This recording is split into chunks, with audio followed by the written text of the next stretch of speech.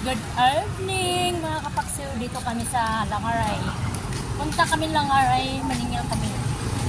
Kaya bahala na kung mayroon o wala. Basta punta kami. Alam niyo mga kapaksiw, kapag ikaw ay tapos, maalala mo ang lahat. Pag ikaw ay sagana, makalimutan mo na sila. Diba? Okay. Ayan, kasama ko yung aking anak na nasa likod. Yung anak kong si Kaka. Si Kaka ang kasama ko. Ayan.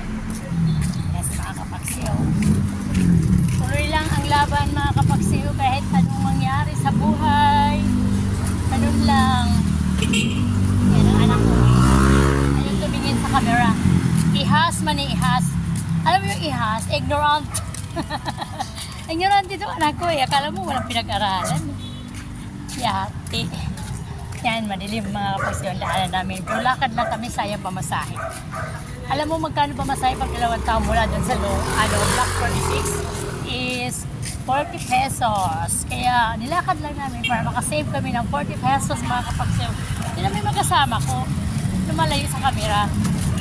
Kaya thank you very much mga kapaksiw.